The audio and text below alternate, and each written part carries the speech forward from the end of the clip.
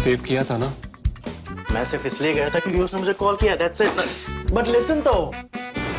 Save it for someone else.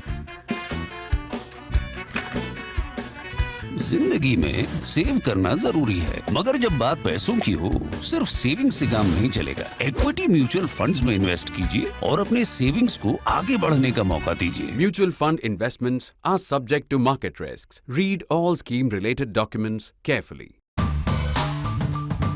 We are talking about Russia and Ukraine after a very long time. In fact, a very long time, the longest break since the war began or since the invasion began.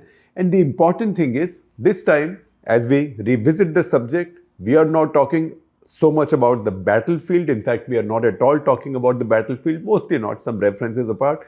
We are also not talking mostly not talking about Ukraine. We are talking about Russia. And instead of the battlefield, we are now focusing on Moscow. So something happened in Moscow today that didn't happen last year, which routinely happens. Vladimir Putin took over power in 1999 in Russia, and he's been in power since. At the end of every year, that is before Christmas, he holds a publicly televised press conference kind of thing. It's a long freewheeling session where he takes questions from his citizens for some time. These are all televised. People can bring their grievances, questions, and then he answers questions from his journalists. Some foreign journalists who are based in Moscow are allowed to be there. Of course, you might say that the questions are scripted or they are filtered, but it's an opportunity for people, one, for people to ask him questions, and second, for the rest of the world to hear Putin's views. Important thing is, this year's session is significant. It has just ended, by the way, and one reason this episode of Cut The Clutter will be a little bit delayed is that we were waiting for the session to end and for all the English subtitles to appear. So, session has just ended. The session lasted more than 4 hours of live press conference, because his answer to each question is like a speech. There are many important takeaways. Everything has not yet been subtitled, so we haven't seen everything in subtitles, but we've seen the highlights. The important thing is, last year he had missed the same session. That's the reason I said this year's is even more important. He missed it the last year because at that point his armed forces were in real trouble. They were caught in a quagmire in Ukraine. His idea that he was going to roll over Ukraine, reach Kyiv by D+5 or D+4, as they say in the armed forces language, it did not happen. On the other hand, he suffered reverses. He was thrown back. He also lost some important sort of landmark places that he had captured earlier, or that his armies had captured earlier. Kherson being a good example. And he was suffering heavy casualties, and he was thrown on the defensive. December last year, he really looked out of sorts and looked like Russia was on the verge of losing the war. Right now, Russia looks far from it. Now, it might be a stretch to say that the Russians today seem on the verge of winning the war, but today they look in a better position in the war than they've ever been since the second week of the invasion. Until the second week of the invasion, you thought the Russian forces, those big convoys of armored vehicles were still targeting Kyiv, and ultimately they will get there, although he had suffered reverses from day 3 onwards. But a lot of the territory was taken and his forces were moving forward. After the second week, since the second week, for Russia and Putin's forces, it had been downhill in Ukraine. Now, for the past few months, it has begun to look like it is changing. The situation has changed dramatically on the ground. What has happened?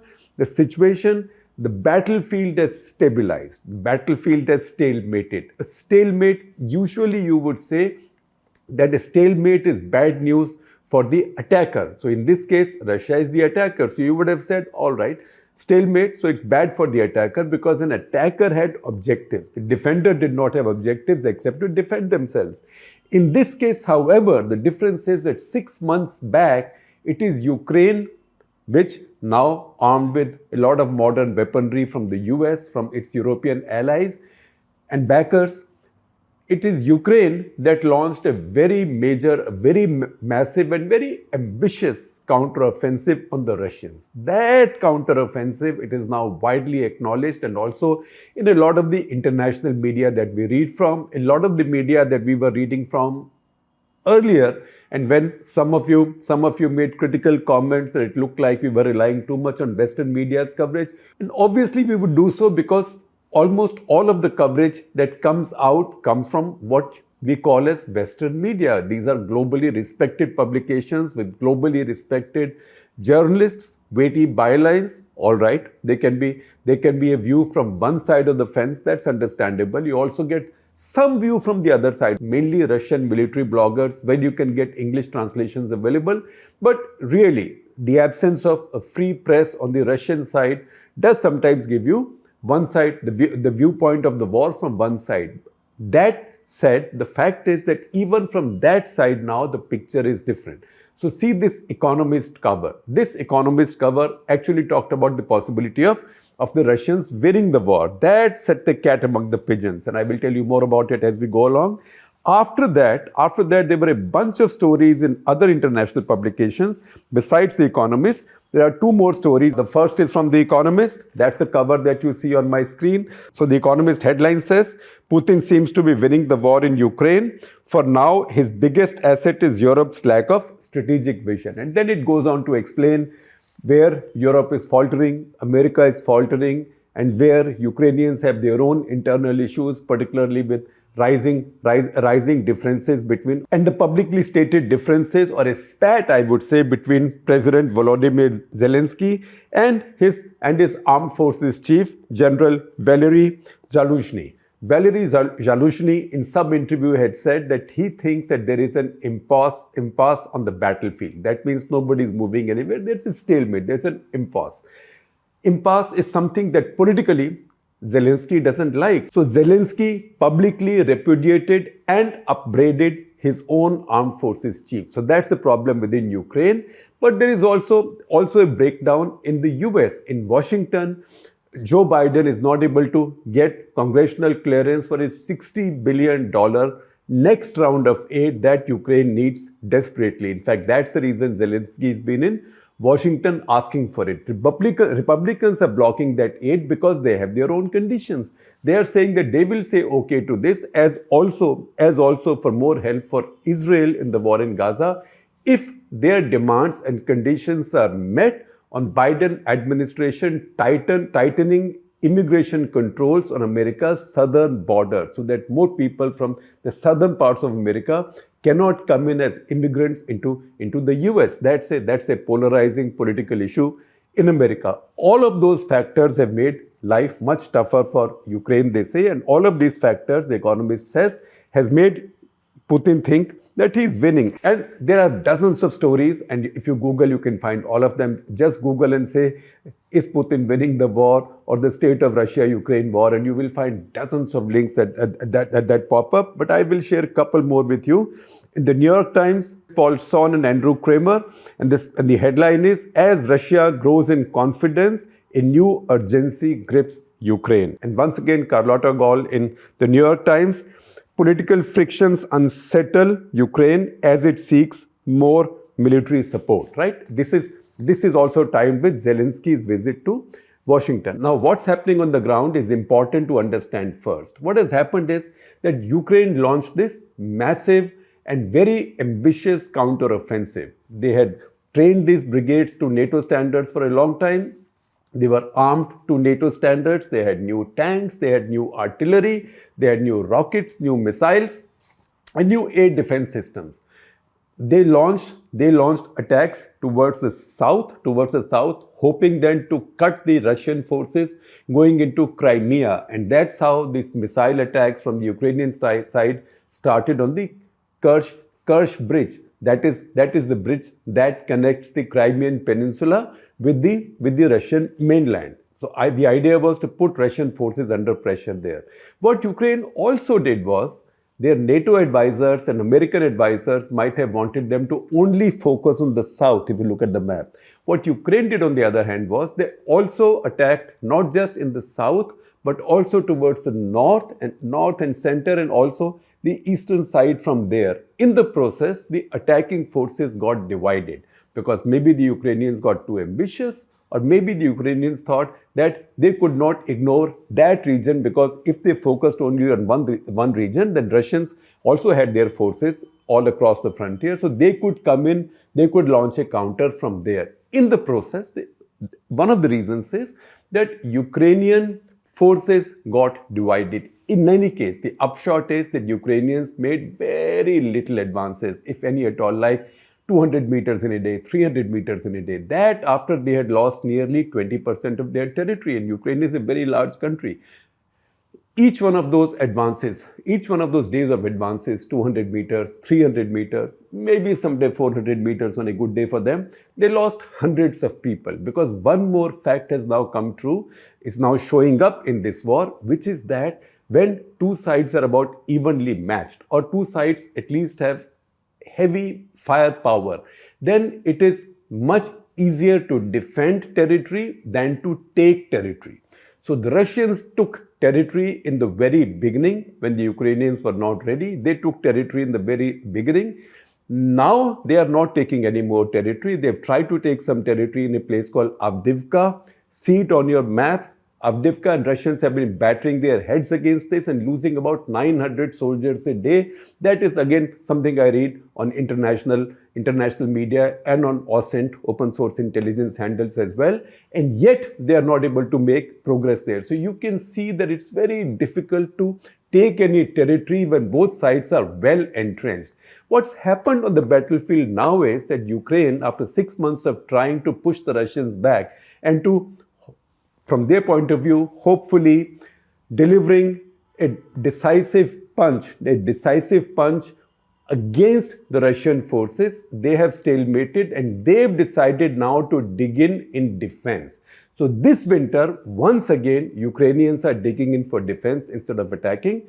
Russians are trying to attack here and there, sort of half-hearted, except Avdiivka, sort of half-hearted, but to some extent, the tables have turned. So it's a bit like that old line, Shikari ab yahan shikar ho gaya. The hunter has now become the hunted. It was the other way around to begin with.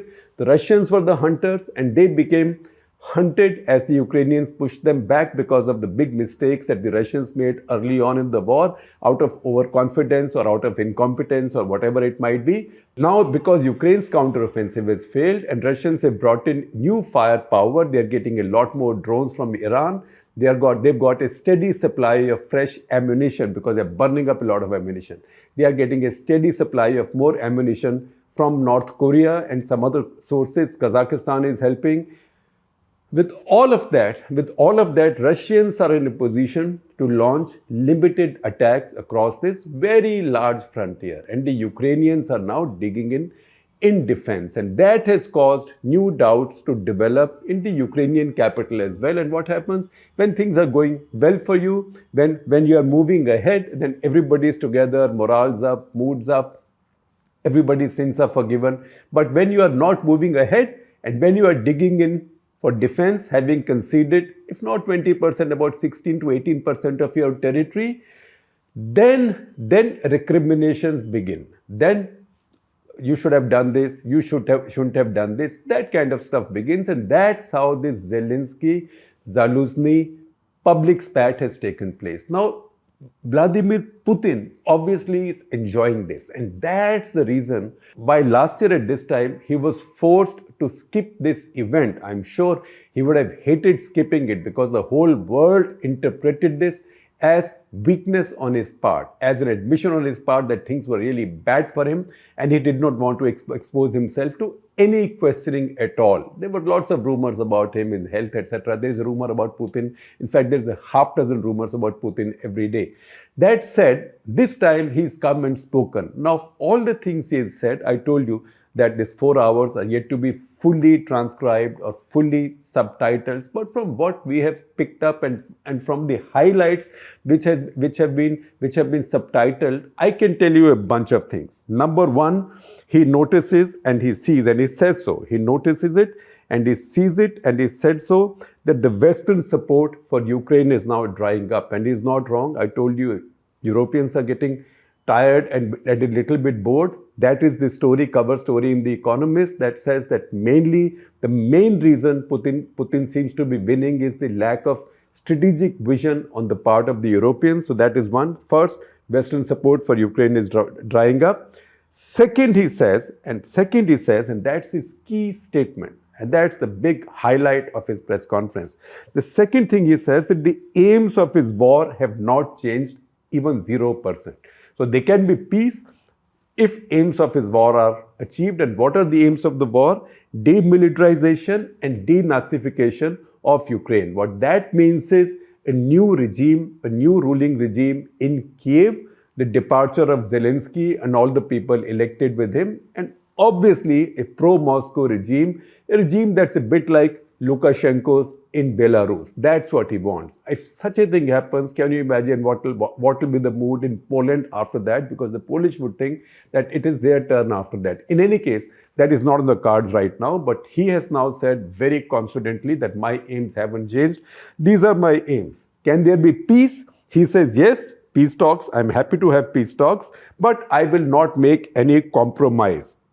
He also thinks that Republicans will now block any further aid to Ukraine, or they will at least slow it down. And Europe is tired too. And what is he encouraged by in Europe? He's encouraged by his friend and near ally, who's also a NATO member, that is Viktor Orban of Hungary, who he praised, by the way, in this press conference, and also the election of a new government in Slovakia, which seems to be not so enthusiastic about backing Ukraine. So he sees fissures coming up in the European Union.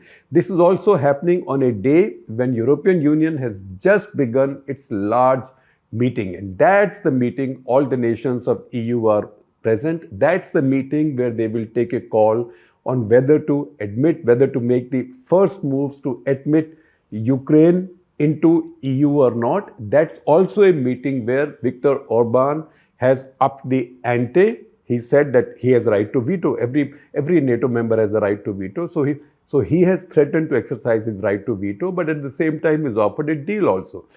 EU, for example, has promised $56 billion in aid to Ukraine. So he's now saying that I will lift my veto on that aid to Ukraine, provided you lift your block on the 10 billion euros that are owed to me. EU has blocked those funds for Hungary because of Hungary's failure to pass the EU's rule of law test. Hungary has many laws and regulations, especially on immigration, human rights, which violate EU's laws and principles. And those are reasons why a lot of the money that is owed to Hungary is blocked by EU. So he's offering a deal. Give me my 10 billion. You can take 56 billion to Ukraine. And obviously, he's also indicating that if the deal is done for me, if I'm paid my ransom, then maybe he will also take it easy, as in not vetoing the moves to bring Ukraine into Europe. On Wednesday, however, EU allowed the release of 10 billion euros in cohesion funds for Hungary. So to that extent, the ransom has been paid. But that is the reason, because the EU meeting is going on, that's the reason why the timing of this Putin press conference is so significant. He said some other things. He says, for example, for America, that America is an important country. We are ready to build relations with them. And then, I quote again from his interview as transcribed, we believe that the world needs the US. That is some endorsement for the US. I don't know what he means. Maybe he's being sarcastic. I don't know. But he says the world needs the US. We are willing to improve our relations with the US. And he says, I hope that one day relations between us and the US will be better. He's also talked about the two Americans detained in Russia, that is Wall Street Journal journalist Ivan Gershkovich and also Paul Whelan, who's a former Marine and corporate executive. Paul Whelan, by the way, has a 16-year jail sentence after conviction for espionage. Even Evan Gershkovich is also arrested for alleged espionage charges. So he says he's willing to talk to the Americans and make a deal on these two. So once again, he sounded conciliatory, but talking from a position of strength. On the fighting, he says, we want peace, obviously, but will not make compromise. And he says, but if they don't want to talk, then we can keep fighting. He also says, I don't need to carry out any further mobilization because it's a claim. that 5 lakh people have already volunteered to join the fighting. Why do we need mobilization? And then he says that, look, Ukraine's counteroffensive has failed, and he thinks that he can outlast his adversaries.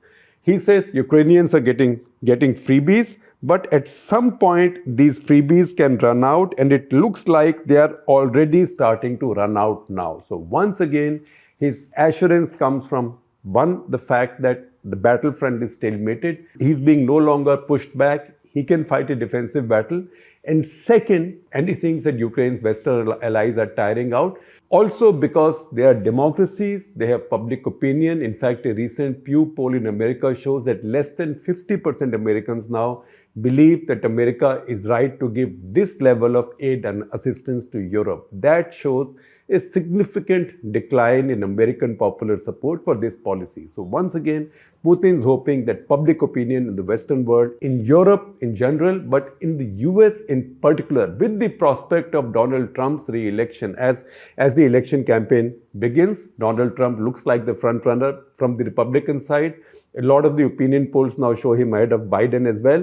And he has clearly said that his first objective will be to stop this war and bring about peace, which means even if it means, I'm interpreting this, even if it means arm twisting the Ukrainians into signing a humiliating deal with Moscow. So that is why he's playing for time. He thinks that he's got time, he's got staying power, he's got his military-industrial complex working, he's recruited more troops, he's also got more supplies coming from North Korea and Iran, so he thinks that he can play for time. Having come this far, I have to also give you some discussion on whether Putin's actually winning now, whether tables have really turned. So after this Economist cover story came out, Ian Bremmer, who's a well-known American expert and who we've interviewed on our Off the Cuff as well, he's a think tanker, he's also a globally respected analyst.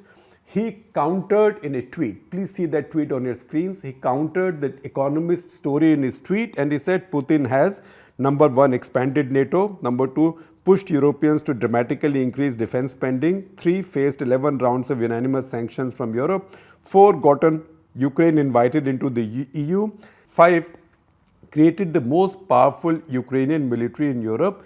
And you ask if Putin's winning. Now, this has caused a great deal of discussions. In response to this, also, the noted Indian scholar, the brilliant Swasti Rao at Institute of Defense Studies and Analysis, so let me correct myself and be precise, at the Manohar Parrikar Institute of Defense Studies and Analysis, Swasti Rao, who also writes a column for us, so please do check out her writing on ThePrint. She also responded to this in somewhat greater detail, and she said, so I am wondering how to visualize a frozen conflict of sorts in 16% of Ukrainian land that was anyway under Russia's de facto control before the war started. Is that a win or a loss? So basically, Russians are where they were when they started the war. So what is it that they have won, she says. And then she says this war has robbed Russia of its geostrategic advantages. And then she lists a bunch of points. These will run on your screen. I will read a few for you. You can see the rest. I'm also sharing the tweets with you. The tweets are also on your screen, but also the points will run on your screen so you can read them. And as I speak, so she says, 1, grain export from Black Sea is no longer dependent on Turkey and UN mediated grain deal because now Russian Navy is weak enough in Black Sea for the Ukrainians to be able to take grain out of there. Number 2, Baltic Sea has become a NATO lake after NATO enlargement. Finland closed its borders to Russian migrants. Then Russia is cut off from Western tech. It's becoming more and more dependent on China, and all of its communication systems information systems are now infested with Huawei. So that makes Russia vulnerable. A lot of young and urban Russians have left. Kazakhstan, Uzbekistan, both are now equivocating on their support for Russia. I'm paraphrasing what she's saying. Serbia, which is a Russian ally in the Balkans, is now working faster to join the EU. Europe, she says, is undergoing a structural paradigm shift to finally take its security requirements seriously and militarizing itself. And she says this has come at a time when in Feb 2022, before the Russians invaded Ukraine, NATO was getting irrelevant. 2, Europe was divided and sleepwalking through the peace dividend. 3. France was drifting away from NATO. 4. Europe was dangerously dependent on Russian energy. 5. Russia's influence in Africa was getting enhanced, and so on and so forth. So everything was going well for Russia in Feb 2022. By now, so many adverse consequences have followed the beginning of this war. At the same time, I gave you the other view, which is that just on the battlefront and also on the diplomatic/strategic front, because Europe's getting tired and America has its own internal political differences. Ukrainians are also confused, and right now they are also punch-drunk, their counter-offensive having failed. Putin now thinks that he has the upper hand, and this shows fully in his body language and in his statements at the so-called press conference today.